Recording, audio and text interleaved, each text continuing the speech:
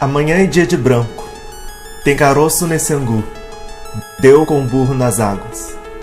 Essas expressões são muito faladas na atualidade e muitas pessoas nem sabem a origem delas. Então, como nós estamos no mês de maio, dia 13 desse mês foi a data aí que se comemorou a abolição da escravatura.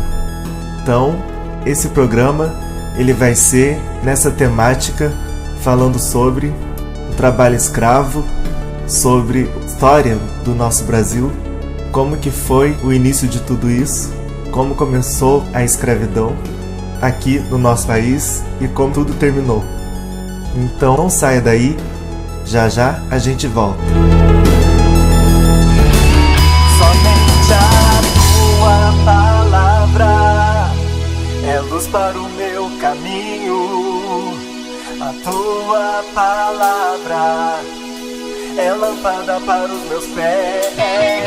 A tua palavra sempre me mostra a verdade, o caminho que eu devo seguir. Bom, estamos de volta com o nosso programa Luz para o Meu Caminho. E nesse programa estaremos falando sobre a abolição da escravatura, que se comemora no dia 13 de maio, beleza? Então, pessoal, antes da gente começar esse programa, eu já quero pedir para você, se você já está gostando do nosso conteúdo, já deixe seu like aí, compartilhe com seus amigos, deixe seu comentário sobre esse programa, o que você tem achado, que é muito importante para nós sabermos a sua opinião. E claro, se não é inscrito, inscreva-se já, clicando nesse botão vermelho que está aí embaixo. E acione o sininho para receber as novidades desse canal em primeira mão, tudo bem? Então, vamos seguir com o nosso programa de hoje, Luz para o Meu Caminho. Roda o VT. Curiosidades.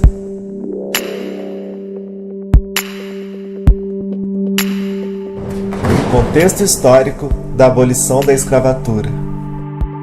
No início da colonização do Brasil, no século XVI, não havia no Brasil trabalhadores para a realização de trabalhos manuais pesados.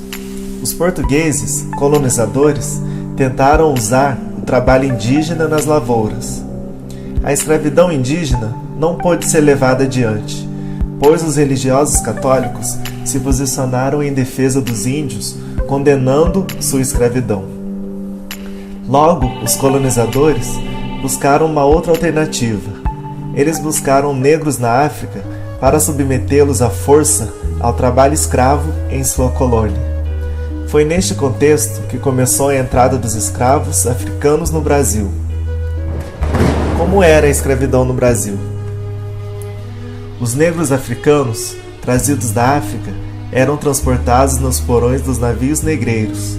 Em função das péssimas condições deste meio de transporte desumano, muitos morreram durante a viagem.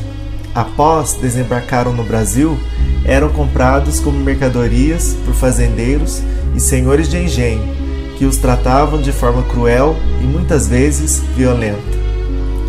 Os escravos eram penalizados com várias ferramentas de tortura.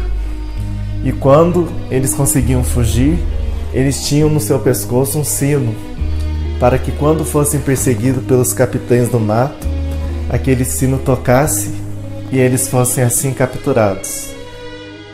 Zumbi foi um escravo que criou o Quilombo dos Palmares, um lugar aonde ele refugiava vários escravos fugidos. Embora muitos considerassem normal e aceitável a escravidão naquela época, havia aqueles que eram contra esse tipo de prática, porém eram a minoria e não tinham influência política para mudar a situação. Contudo, a escravidão permaneceu por quase 300 anos. O principal fator que manteve o sistema escravista por tantos anos foi o econômico. A economia do Brasil contava quase que exclusivamente com o trabalho escravo para realizar os trabalhos nas fazendas e nas minas. As providências para a libertação dos escravos, de acordo com alguns políticos da época, deveriam ser tomadas lentamente. O início do processo de libertação dos escravos e fim da escravidão. Na segunda metade do século XIX, surgiu o movimento abolicionista, que defendia a abolição da escravidão no Brasil. Joaquim Nabuco foi um dos principais abolicionistas deste período. A região sul do Brasil passou a empregar trabalhadores assalariados brasileiros e imigrantes estrangeiros a partir de 1870. Na região norte, as usinas produtoras de açúcar subsistiram os primitivos engenhos, fato que possibilitou o uso de um número menor de escravos. Já nos principais centros urbanos, era grande a necessidade do surgimento de indústrias, visando não causar prejuízos financeiros aos proprietários rurais. O governo brasileiro, pressionado pelo Reino Unido, foi alcançando seus objetivos lentamente. A primeira etapa do processo foi tomada em 1850, com a extinção do tráfico de escravos no Brasil. 21 anos mais tarde, em 28 de setembro de 1871, foi promulgada a Lei do Ventre Livre. Esta lei tornava livres os filhos de escravos que nascessem a partir da decretação da lei. No ano de 1885, foi promulgada a Lei Saraiva-Cotegipe, também conhecida como a Lei dos Sexagenários, que beneficiava os negros com mais de 65 anos de idade. Foi somente em 13 de maio de 1888, através da Lei Áurea, que a liberdade total e definitiva finalmente foi alcançada pelos negros brasileiros. Esta lei, assinada pela princesa Isabel, filha de Dom Pedro II, abolia de vez a escravidão em nosso país.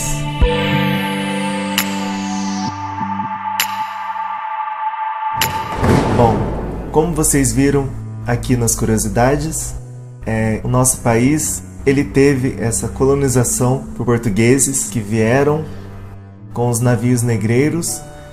Então essa é a história, essa é a realidade que o nosso país viveu.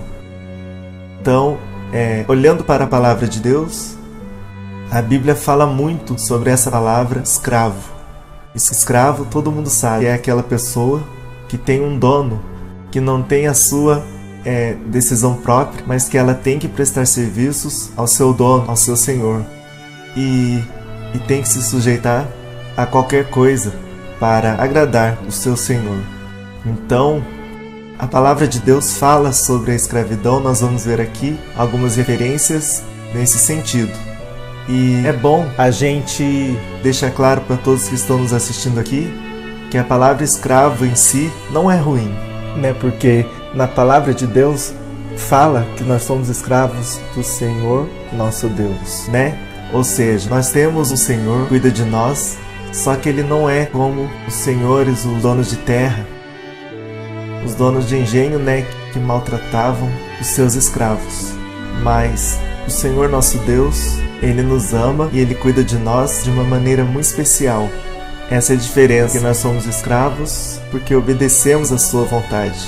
Mas a Bíblia fala sobre aquela pessoa que não serve a Deus, que é escrava do pecado, que é escrava de Satanás. Então, nesse programa, durante todo esse programa, nós estaremos esclarecendo toda essa verdade segundo a palavra de Deus, tudo bem? Então vamos ver algumas referências. Primeiro tópico aqui, nós vamos ver o seguinte tema: devemos estar firmados na verdade. Então vamos ler em Gálatas, capítulo 5 e o primeiro versículo, que diz: Cristo nos libertou, para que nós sejamos realmente livres. Por isso, continuem firmes, como pessoas livres, e não se tornem escravos novamente. Então, nesse versículo, o apóstolo Paulo, ele deixou claro para os irmãos, para os Gálatas, que o Senhor Jesus, Ele nos trouxe a liberdade, mas não foi para que nós continuássemos vivendo no jugo da escravidão, no jugo do pecado. Então, em João 3,16, diz lá que Deus amou muito o mundo, Ele enviou o seu único Filho, para que todo aquele que nele crê não pereça, mas tenha vida eterna. Então Jesus veio aqui com um objetivo, com uma missão muito importante, muito especial, que que foi de trazer salvação e libertação para toda a humanidade. Porque com o pecado de Adão e Eva, esse elo entre o homem e Deus foi quebrado e precisava ser ligado novamente. E somente foi ligado com o sangue puro e inocente, o sangue do Filho de Deus, do Cordeiro Santo, Jesus Cristo. Então ele veio aqui, ele derramou seu sangue para que nós fôssemos realmente livres, libertos totalmente do pecado. Amém? Então vamos ver o segundo tópico, que diz: o que significa ser livre de fato? Então você quer saber?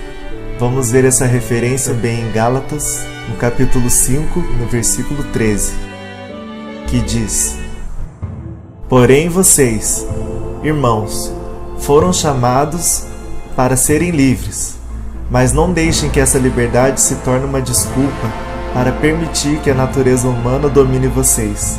Pelo contrário, que o amor faça com que vocês sirvam uns aos outros. Então, aqui o apóstolo Paulo fala também aos irmãos ali, para os Gálatas, que todos eles não foram chamados. Ele fala: nós não fomos chamados para a liberdade, para continuar vivendo na escravidão, dando vazão à carne.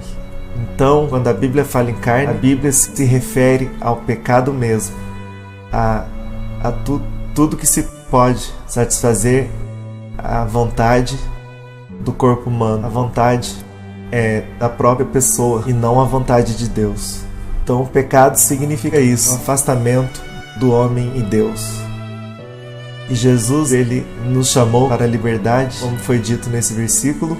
Não foi para que continuássemos vivendo uma vida pecaminosa, uma vida que desagrada a Deus, mas sim para que nós possamos, agora libertos, ter uma missão, que é servir o nosso próximo, servir uns aos outros no amor de Deus, no amor de Jesus Cristo. Então vamos ver o próximo tópico, que diz: qual é a garantia da nossa liberdade? Então vamos ver qual é essa garantia em João capítulo 8, versículo 36, que diz: se o Filho os libertar, vocês serão de fato livres.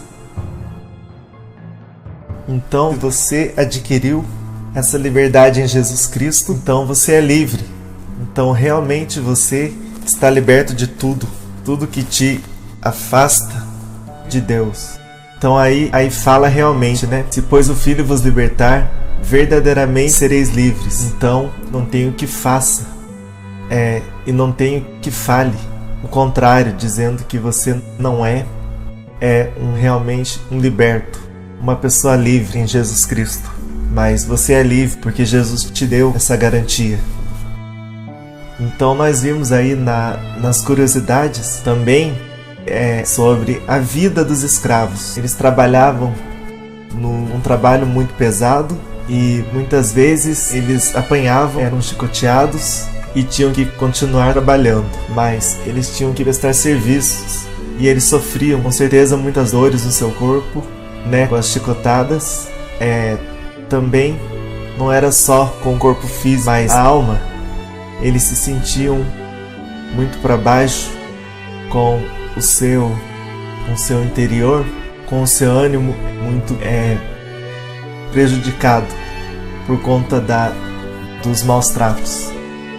Então eles sofriam aflições e era muito triste. Na palavra de Deus a gente vê que o povo de Israel também, eles estiveram muitos anos cativos, mais de 300 anos cativos no Egito, sofrendo, né, trabalhando no pesado, e também sofreram também sendo escravos de outros povos, né, como a Babilônia, como eles ficaram muitos anos na Babilônia também, cativos. Mas o Senhor deu liberdade para eles. No Egito, né, Deus enviou Moisés para trazer liberdade para eles. Então, a gente vai ver no próximo tópico que as aflições sobrevêm sobre a vida de qualquer ser humano, mas Deus nos ajuda a combatê-las. Então, está escrito no livro de Salmos, Salmo 34 e 19, que diz: os bons passam por muitas aflições, mas o Senhor os livra de todas elas. Bom, esse salmo foi escrito por Davi, que foi um grande rei de Israel. E ele escreveu esse salmo quando ele estava fugindo do seu filho, da perseguição do seu filho Absalão, que queria roubar o trono do seu pai. Então, quando ele escreveu esse salmo, foi bem na época em que ele estava ali na presença de Abimeleque, aquele rei inimigo do povo de Deus. Ele se fingiu amalucado ali, começou a espumar pela boca. Ele fingiu realmente estar louco, para que ele não fosse pego por aqueles inimigos e talvez até morto pelos seus inimigos. Então o rei Abimeleque acabou liberando ele, porque ele acreditou nisso, que Davi estava louco. Davi escreveu esse salmo, e a gente lendo o salmo, a gente percebe que como ele confiava em Deus, mesmo estando num momento difícil. E ele falou ali: muitas são as aflições do justo, mas o Senhor os livra de todas. Então ele teve muitos livramentos durante a sua vida, quando ele estava primeiramente fugindo da perseguição contra o rei Saul, que era o rei de Israel, no tempo em que ele fugia. Depois, quando ele se tornou rei, ele fugiu do seu próprio filho, para não entrar em atrito com o seu filho, não matar o seu próprio filho, ele fugiu. Então ele escreveu esse salmo bem nessa época, e a gente vê que ele escrevendo esse salmo serve para nós. Nós acreditamos que o Senhor está conosco e que mesmo no momento difícil das nossas vidas, o Senhor nos salva, nos livra de todas as aflições dessa vida aqui embaixo na face da terra. Então vamos ver no próximo tópico quem é o único que pode nos dar a liberdade. Então está escrito no livro de Isaías, capítulo 61, e o primeiro versículo, que diz: O Senhor Deus me deu o seu Espírito, pois Ele me escolheu para levar boas notícias aos pobres. Ele me enviou para animar os aflitos, para anunciar a libertação aos escravos e a liberdade para os que estão na prisão. Então esse versículo foi escrito pelo profeta Isaías, muitos anos antes de Jesus vir a esse mundo. E Isaías ficou conhecido como profeta messiânico, porque ele anunciava ali, através do que ele recebia de Deus, ele anunciava para o povo que a libertação do povo de Israel viria, que o Senhor Deus iria mandar um libertador, um salvador a essa terra. Então ele escreveu esse versículo de Isaías 61:1. Então esse versículo fala que o Espírito do Senhor Deus está sobre mim. Então ali está se referindo a Jesus Cristo. O Espírito de Deus viria, melhor dizendo, sobre a vida de Jesus. E que o daria forças nessa caminhada, nessa trajetória aqui na terra, para proclamar libertação aos presos, aos cativos, e para curar os quebrantados de coração e anunciar o ano aceitável do Senhor. Então, aí se refere a Jesus Cristo. Realmente, no Novo Testamento, veio se cumprir. Jesus veio, ele operou muitos milagres, e o melhor, a sua morte foi pagamento da nossa dívida com Satanás. O Senhor Deus enviou Jesus. Jesus derramou o seu sangue, e esse foi o preço da nossa salvação, da nossa libertação. Então, qual é o motivo da nossa liberdade? Vamos ver isso no Salmo 119 e o verso 45, que diz: Viverei à vontade, livre de perigos, porque tenho procurado seguir os teus ensinamentos. Embora aí em cima na nossa Bíblia não está escrito que foi escrito pelo rei Davi, mas contando, voltando às folhas, a gente vê que o último salmista ali era Davi.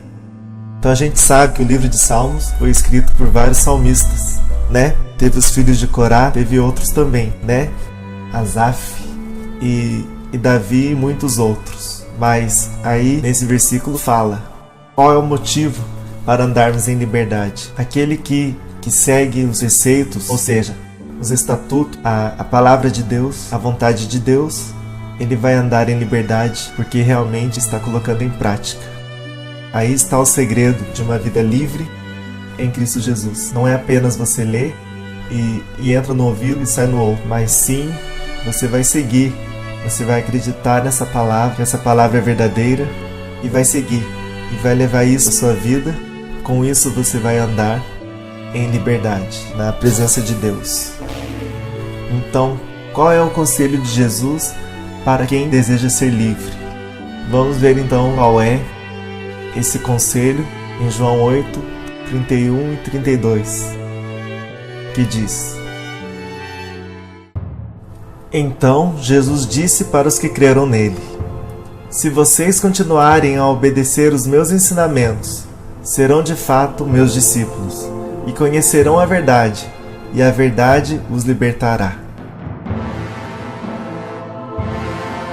Então, aí está o conselho do próprio Jesus Cristo, quando ele pisou aqui na terra.